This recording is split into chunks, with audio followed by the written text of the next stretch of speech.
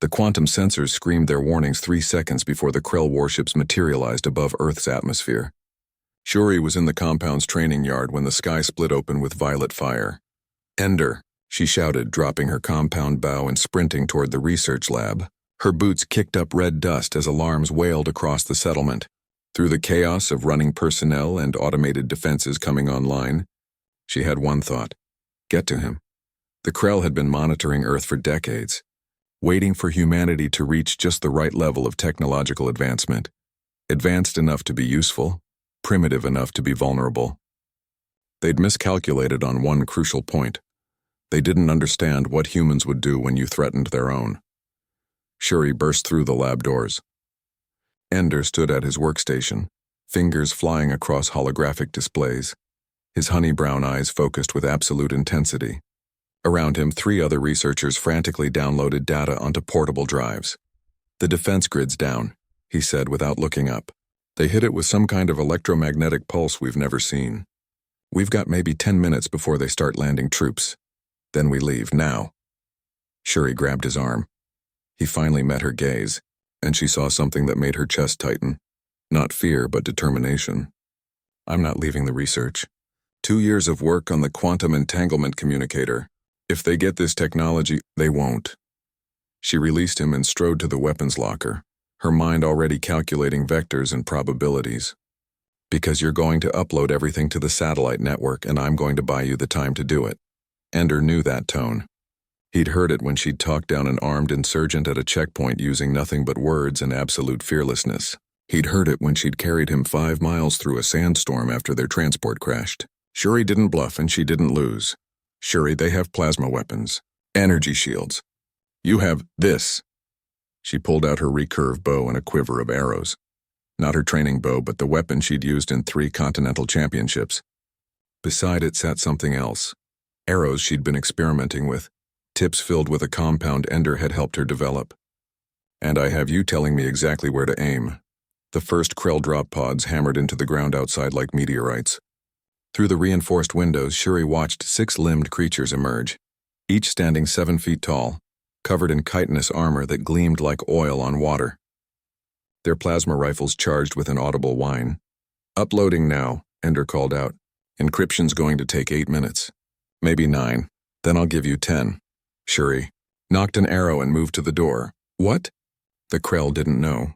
What their exhaustive surveillance had somehow missed was that humans had been killing each other with projectile weapons for thousands of years. They'd studied humanity's railguns and lasers, their missiles and drones. They'd prepared countermeasures for every modern weapon in Earth's arsenal. Nobody had warned them about the ancient ones. Shuri stepped into the compound yard. 12 Krell soldiers turned their attention to her, weapons rising. Their translator implants processed her species and likely threat level in microseconds. Unarmed primitive female. Minimal danger. She drew her bow. The first arrow took a Krell through the gap between helmet and chest armor, the weak point Ender had identified from their intercepted tactical data. The specialized tip punctured the creature's secondary heart. It fell without understanding what had killed it. The Krell opened fire.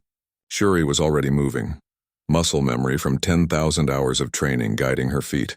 Plasma bolts scorched the air where she'd been standing. She rolled, came up, released. Another alien dropped. 7 minutes. Ender's voice crackled through her comm unit.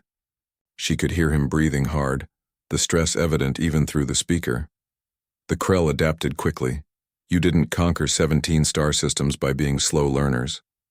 They spread out, established crossfire patterns, used their shields more effectively. But Shuri had been hunting since she was 8 years old, tracking deer through mountain forests where one sound meant the difference between success and failure.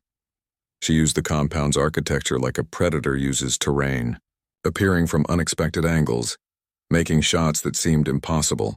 A ricocheted arrow off a metal support beam, a curved shot around a corner that defied physics until you understood wind resistance and arrow flex.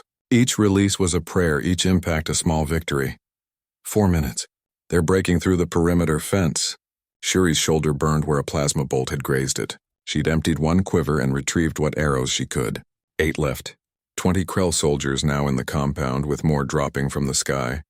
She thought about Ender in that lab, protecting knowledge that might save their species. She thought about every human on Earth going about their lives unaware that their existence hung by a thread. She thought about the honey badger tattoo on her ribs. Ender had laughed when she'd gotten it, called her his fierce little badger who never backed down. Honey badgers, she told him, don't care about size or strength. They care about will. 2 minutes. Her arrows were gone. Krell soldiers advanced from 3 sides. Shuri picked up a fallen plasma rifle, felt its alien weight, aimed at the drop pod that had just opened, and fired. The pod exploded, taking 4 soldiers with it. She fought with the rifle until it overheated, then with a steel pipe from the compound's infrastructure, then with her hands and boots and teeth.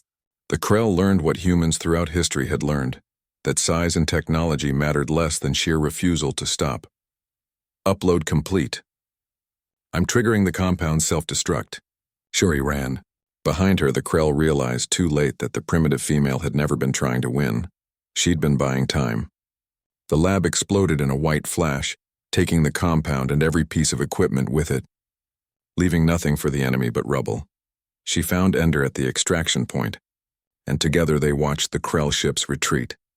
The quantum communicator data was already spreading through Earth's defense network. Too distributed to ever be destroyed. You're insane, Ender said, pulling her close. No, Shuri replied, checking her bow for damage. I'm human. There's a difference. The Krell would return, they both knew, but now Earth had time to prepare, and the invaders had learned a valuable lesson. Humanity's most dangerous weapons weren't the ones that showed up on sensors. They were the ones carried by people protecting what they loved.